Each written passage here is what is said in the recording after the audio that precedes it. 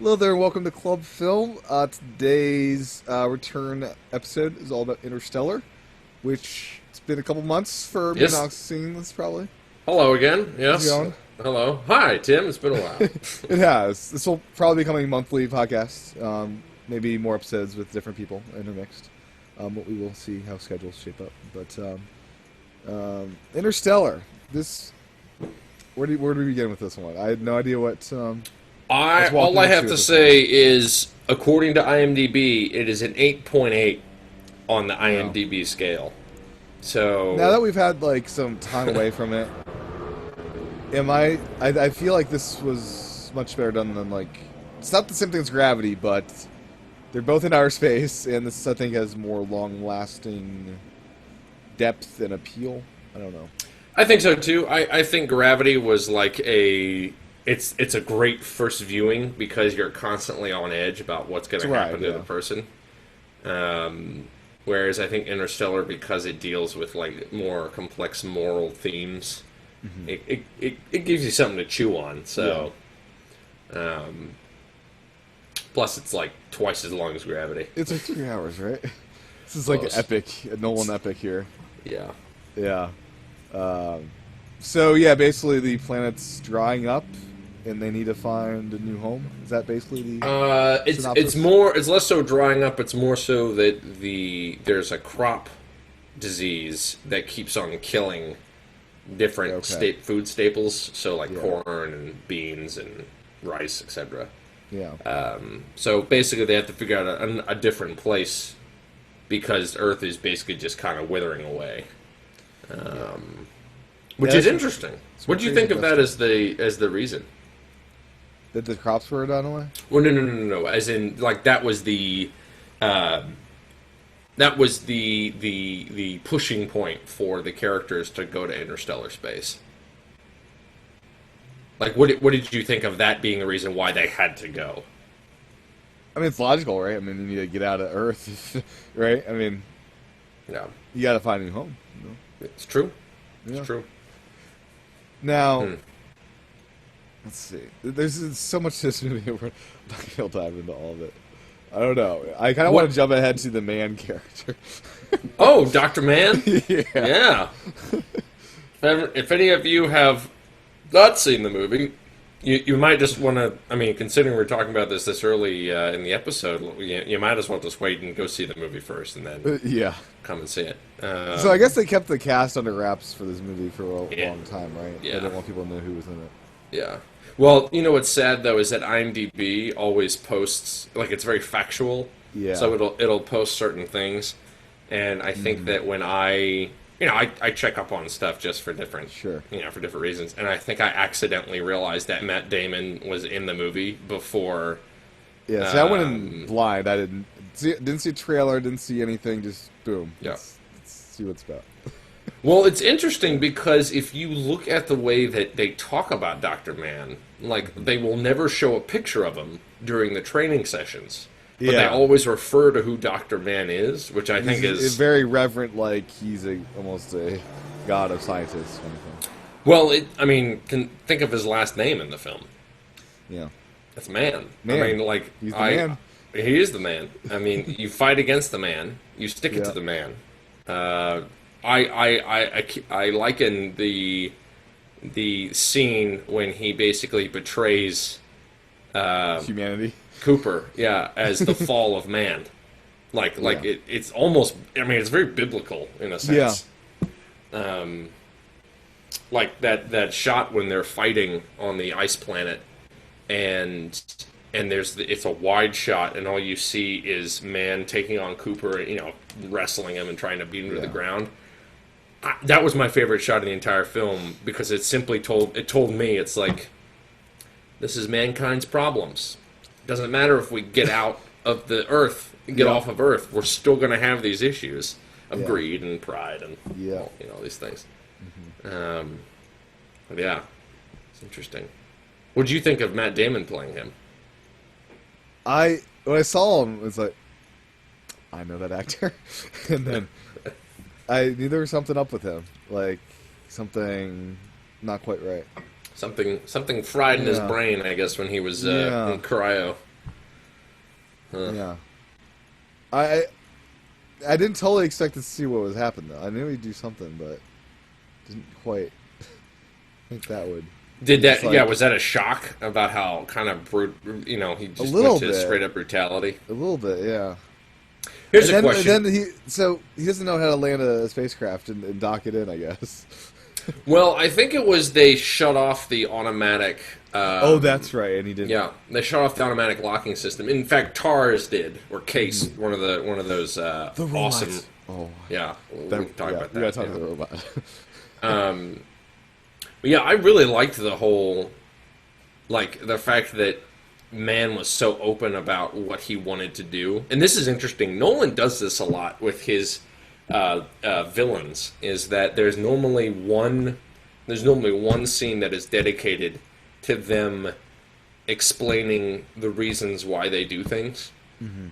Except for the Joker, which is, he changes his story like 3 different times and you realize Right. he's just insane. But the 3 movies I think of with his stuff in particular is Interstellar being one, Dark Knight Rises, when Bane is in the prison with Bruce Wayne and he's basically explaining what he's going to do to Gotham. And then, have you seen Insomnia? No, we've talked about Insomnia. Yeah, we've talked about that one. Yes. Yeah, that whole ferry scene when Robin Williams, talks to Al Pacino on the ferry crossing, and he's basically explaining everything, right then and there, Right. which I find fascinating. So I mean, it's cool. It gives you, as a viewer, it helps give you context as to why the villain is who he is or she is. So it's been so long since I've seen this. They never end up finding a planet to live on. Instead, they create their own. Yeah, Spaceship, basically, it is they figure out the equation of gravity, and the science behind that is interesting. But basically, he figures out the equation of gravity by going through the black hole, sends the information through the watch and via Morse code to his daughter back in time in order for her to find the watch. Yeah, that And part then- is so awesome. Yeah, I mean that. It's interesting is that a lot of people are really into the movie until that point. Yeah, it's and like, I can't. whoa, what the hell just happened here? I It's can't. yeah. I can't blame folks for feeling that way. Like I watched it, and I was kind of like, yeah, this is a little weird. This is a little strange. Yeah. Um, Some people but then liken this movie to 2001: A Space Odyssey, which I don't get that likening because Space Odyssey is just total mind, it's abstract. do over. Yeah. Yeah. This one, you could understand the first way through pretty much. Yeah. It's a pretty linear. Yeah. I mean, well, not always. Space linear, Odyssey, but- I don't think anyone will truly understand what the heck is going on in that movie. No, probably not. They'll have their own interpretations, maybe, but this one's a little bit more sensical. Yeah. Shoot, what was I going to say? But the end. Yeah, the ending. I realized it didn't bother me once when I really thought about it. It's like, okay, you're in a black hole. No one's ever seen the inside of a black hole. No one actually knows what it is or how it works or whatever. So when they said, "Oh, it's the 5th dimension," and then they show all this crazy stuff, I'm like, okay, fine. It's like the Twilight Zone. I mean, not that it makes any sense, and everything else is pretty grounded in science, and then all of a sudden it just unraveled into some very bizarre scene. I was like, okay, I'll just roll with it.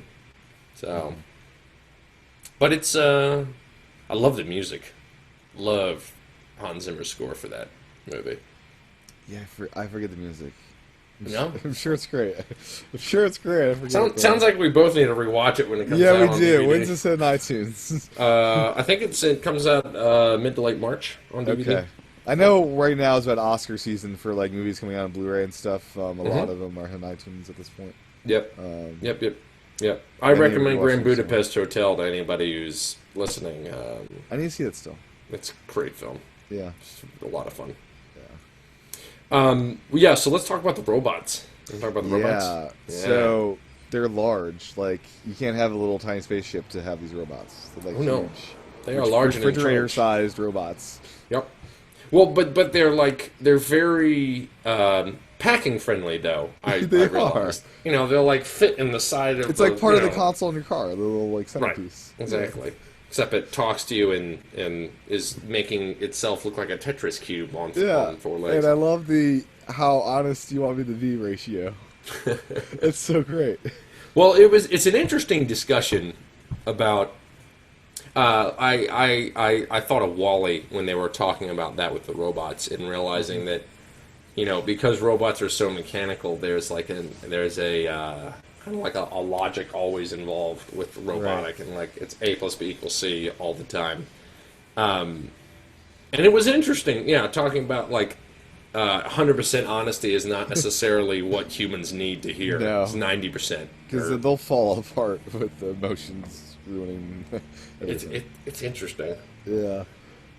And then a major scene that some people really, really hated, some people liked, was the whole love talk scene. The round table of where to decide to go, which planet, and love being, yeah. I forget most of the details, but I'm not sure if you remember this one. Yeah, I remember. It's so there's 3 different planets that they've received beacons from these particular Lazarus Project scientists. One is Dr. Man, and one is the one on the water planet, and then the third is Dr. I think it's Edwards or something. Yeah. And they first go to the water planet because that's the closest to where they hop off. So they're like, okay, let's just fuel efficient. yeah, let's just go there. It's fuel efficient. Check it out, and then leave. And I love the time lapse between the guy on the ship and the guys on the planet. So there's an urgency about it because the guy on the ship's going to be like 1,000 years old if they wait too long. Well, Earth itself, and Earth itself. So yeah. It's yeah. great. Yeah, I love yeah, it. that was interesting to me, and I love when they get back. The guy's up there, and he's like, "I've been waiting for you for 21 years. I'll be so bored. I had lost all hope of you coming back. I've learned so much about the black hole. But what about it? It is there." He couldn't go down with them, right? Is that accurate? Well, you needed somebody to stay with the ship, I guess. And he was doing research too, right? He was studying up for 20 years on something. Yeah. You're studying about the black hole Gargantua. Okay. That giant one nearby in the neighborhood. Anyway, Yep. so the third there's Dr. Man's ice planet, and the third planet is the one that is kind of like, okay, do we either go to Dr. Man or do we go to here? And then it's discovered that one of the scientists, she is in fact in love with that other scientist. Yeah. So Cooper kind of gets rubbed the wrong way because of it, because he thinks that it's like that's the leading factor why. Anne Hathaway's character's correct. Cooper? Yes. No. Cooper is Matthew McConaughey. Okay. Yeah. Her name, I'll have to look it up. I can't remember her last name. Yep. But basically, it's a matter of Cooper believes her choice to be less so an actual factual decision and more so made out of love, pushing them. Which I love the irony in that, where yes, they decide the more scientific-minded way of like, okay, Dr. Man is one of the best. You know, he'll, his beacon must be the sure thing. Brand, that's it. Yep. Man must have the sure answer, and that's where they go. And it's interesting. It captured a theme that I do actually like a lot about this movie. There are multiple flaws, and it is a film that is not perfect, and I am glad it was not nominated for Best Picture. Oh, really? You thought nothing else? Like, it seemed like a lot of biotype picks this year, right? A little bit. Yeah. A lot of single protagonist movies like Birdman, Whiplash, Selma. Grand Budapest to an extent. Right. It's a lot of that. I actually liked that Interstellar wasn't nominated simply because it was there were too many of those kind of like what is going on scenes that it made me feel as though they could have used a good 2 more months in post-production to work on it. The cutting, editing. the cutting, stuff. editing, cleaning up a few things here, cleaning up a few things there. Like there were Yeah. some cuts that as far as continuity's sake, it was very like it was way off, and to me it Okay. was kind of like this felt rushed. It felt like it Yeah. felt that they were like trying to get it. Hit release date, yeah. Yeah, which is a shame because it's kind of just I don't know. Once when you get Yeah. that third one out, I mean, it's the same reason why I think that Fellowship of the Ring is the most clean, clean cut out of any number of those other Lord of the Rings films, is because Yeah. I think they had the most time to work on that one. Right. I mean, I think the other two are great as well. But Yeah, I do too. Yeah. And I mean, Peter Jackson. I don't know. The extended cuts, those are less rushed, right? When they do those, I imagine. much less rushed. Yeah. Yes. There you go. Let's rush the fact that they're just doing a DVD release date and they can put all the crap they want into this. Yep, and they know that they're going to make a boatload of money. Yes, So. they do. But get back what I was saying about Yeah. Interstellar. I think one thing that I really, really liked about this film, despite its flaws, was the fact that it showed the actual physical force that love causes or causes in people. So in not that I mean like love is like the force. I mean love is in this they showed how love actually physically pushes people to do certain things that they wouldn't have done before. Like Motivational. it's a motivation, right? Yeah. And I like the fact that Cooper left. It wasn't for a romantic love. I'm going to go save you and your family or whatever. Mm-hmm. It's literally the like I'm going to save my children and my children's children and so on and so forth. But I have to leave them in order to do this. Right. Which is the heart wrenching. I mean, that scene when he leaves is oof. Yeah. That was. I mean, I almost was breaking down on that just because Yeah. it's like that's hard. That's Because you know you're not coming back, really. Yeah, well, and it's like it's your last. I don't know. It's your last chance, and it's like that it'll never be the same. And I don't know. It's interesting living where I've lived, and you know this too. Living Sure. in far distances. Being from your nomads family. as we Being are. nomads, yes.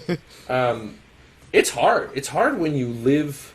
I mean, there are benefits of kind of living where you want to go. You gotta become living your where own you person. please. You become your own know. person. You get this, that, and the other. Yeah. But it's hard because, like, I know, like, that scene when Cooper is watching his son get older and become Casey Affleck and have a kid and stuff. And it's after they come from the water planet, and it's like, Yeah, oh, those we've... video calls are really... Yeah. Yeah, wow. Yeah. Some of those. And he just starts breaking down and everything. And, I mean, not as severely as so, but it reminded me very distinctly of watching my younger siblings get older and me not being remotely around them physically, kind of Right. like, kind of in being in their lives. Like, we talk frequently. Sure.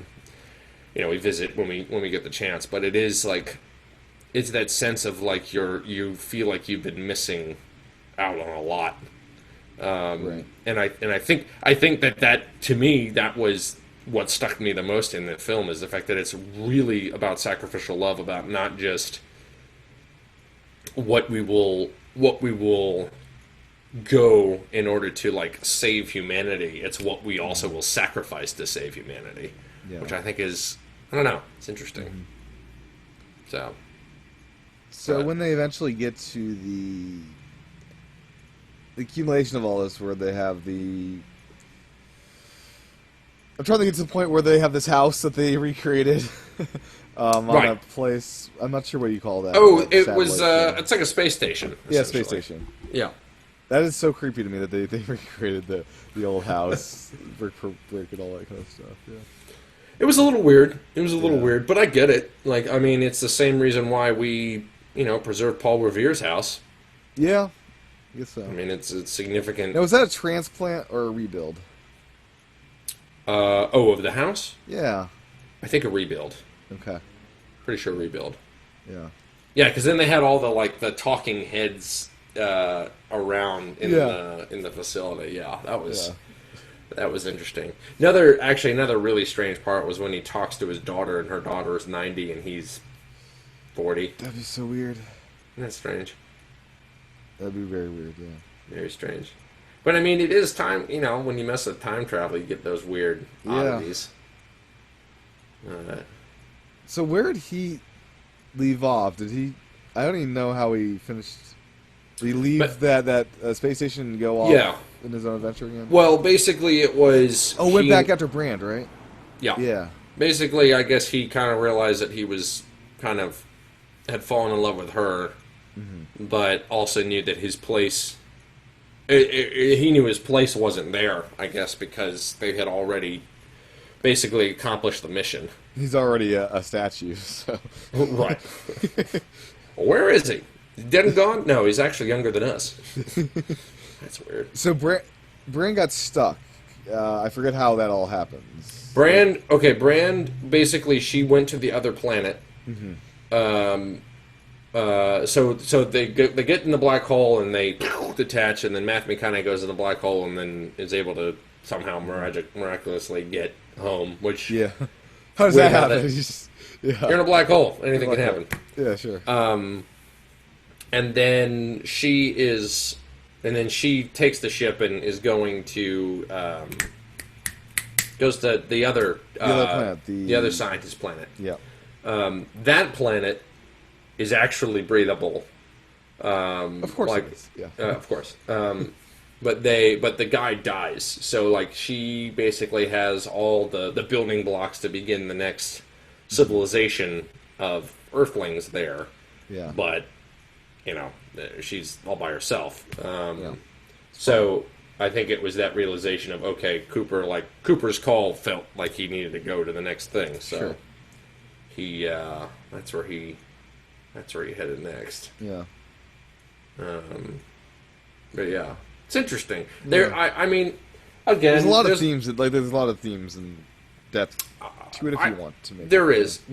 I personally think there's a little too much. I think that it was. I think Nolan and his brother Jonathan and Kip Thorne, one of the other writers, I think they tried to put in too much.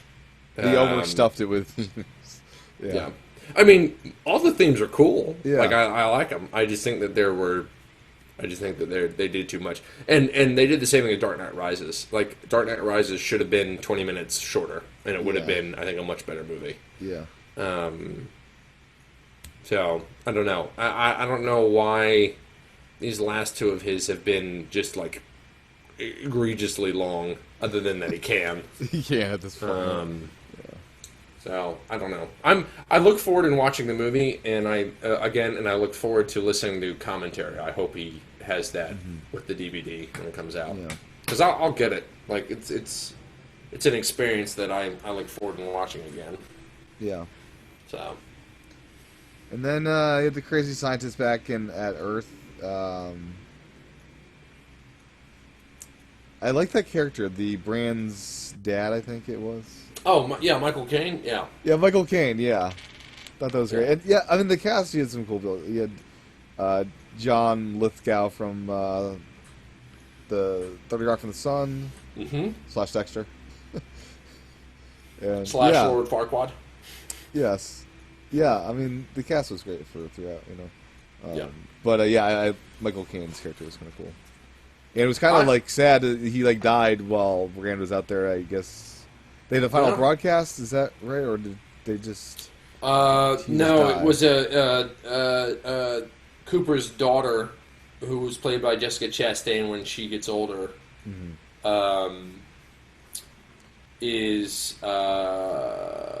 she basically tells them over a recorded message that he died. Oh, that's right. Yeah. So... That would be tough. All I can say is I really hope it doesn't come down to our planet being that far gone where someone would have to do that, because that would not be fun for them. No. That would not be fun. Not be fun. Yeah. Well, anything else in Interstellar? Other than I I'm either hoping that that wins best score or production design.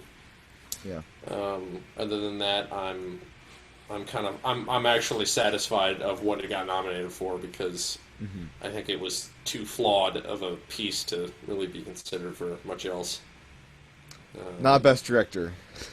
No, no, Yeah. I don't, no. I Yeah. mean, it was an experience. Right. I just think that the ones who've been nominated for best director, like I can see, like for Foxcatcher, Bennett Miller, for instance, a lot of people have been questioning the merit of him being nominated over a couple of these others who have best picture films when Foxcatcher was not nominated for best picture. But what's interesting is that you look at that movie and it's Mark Ruffalo, Steve Carell, and Channing Tatum, and all three of them give incredibly good work Yeah. in that film. And you know it's because of the director when like normally a person like that is in other stuff and you can tell that they did okay or whatever. Like that's a sign of a great director. And Interstellar, it was just more of a good experience rather than Right. like really solid directing, I think. Sure. So though I enjoyed it. Again, cool. I enjoyed it. Alex, where can folks find you on the interwebs? People can find me at Millerman. That is my Twitter. MILLINERMAN. Man, M just A one N. N for this one. MAN. MAN. Yes. And how about you? Cool. TCHATEN is my handle, and YouTube.com/TChat is where you can watch the video versions of the shows. And we'll be back Fantastic. at some point, maybe later this month, maybe early March, we'll see, for another movie of some kind. Very good. So, thanks for watching. Bye-bye. Bye bye.